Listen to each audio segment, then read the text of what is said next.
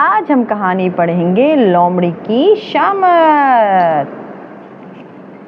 ایک بہت پیارے جنگل میں تمام جانور مل جل کر رہتے تھے۔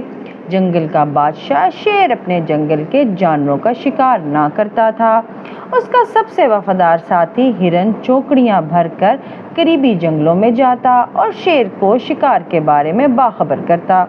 شیر ہرن پر بہت بھروسہ کرتا تھا اور ہر کام کرنے سے پہلے اس سے مشورہ کرتا تھا۔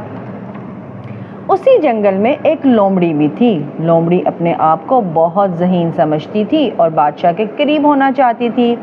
ہرن کی ایسی عزت دیکھ کر لومڑی ہرن سے حسد کرتی تھی اور کسی نہ کسی بہانے سے ہرن کو بادشاہ سے دور کرنا چاہتی تھی تاکہ وہ ہرن کی جگہ لے سکے۔ ایک دن ہرن کو تنہا دیکھ کر لومڑی نے کہا، ہرن میاں، کہاں رہتے ہو تم؟ کبھی ہمارے پاس نہیں آتے، نہ ہی کبھی حال چال پوچھتے ہو۔ ہرن نے کہا، میں شیر کے ساتھ ہوتا ہوں، دوڑ دوڑ کر دوسرے جنگلوں میں جاتا ہوں، شیر کو شکار کی خبریں لا کر دیتا ہوں، اسی لیے وقت نہیں ملتا۔ لومڑی نے چالاکی سے کہا، ہائے، اس ننھی سی جان پر اتنا ظلم! شیر کو تمہاری حالت پہ ذرا رحم نہیں آتا۔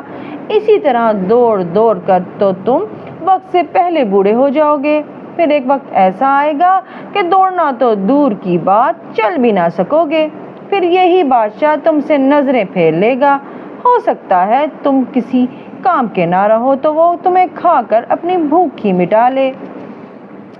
ہرن نے غصے سے کہا، نہیں، ہمارا بادشاہ اس جنگل کے کسی جانور کو نہیں کھاتا، وہ ایسا ہرگز نہ کرے گا۔ لومڑی نے آنکھیں مٹکا کر کہا، آزما کر دیکھ لو۔ ہرن نے کہا، وہ کیسے؟ لومڑی بولی، ایسا کرو کہ تم چلتے چلتے ایک پتھر سے ٹکرا جاؤ اور ٹانگ میں چوٹ لگنے کا بہانہ کرو، جب تم سے دوڑا نہیں جائے گا تو وہ خود دیکھ لینا کہ وہ تمہارے ساتھ کیا سلوک کرتا ہے۔ ہرن لومڑی کی باتوں میں آ گیا۔ ایک دن شیر کے ساتھ چلتے چلتے ایک بڑا پتھر دیکھا تو اس سے جا کر ٹکرایا۔ اسے ٹانگ میں چوٹ لگنے کا بہانہ بھی نہیں کرنا پڑا کیونکہ سچ مچ اس کی ٹانگ میں چوٹ لگ گئی تھی۔ شیر بہت پریشان ہوا۔ اس نے جنگل کے سب سے قابل حکیم بندر کو بلایا۔ بندر نے خوب اچھی طرح سے ہرن کی ٹانگ کا معائنہ کیا، پھر اپنی اینک کو درست کرتے ہوئے بولا، اس کا صرف ایک ہی علاج ہے۔ وہ کیا؟ سارے جانوروں نے ایک ساتھ پوچھا۔ بندر بولا، علاج یہ ہے کہ اس کی ٹانگ پر لومڑی کی چربی کی مالش کی جائے۔ اس جنگل میں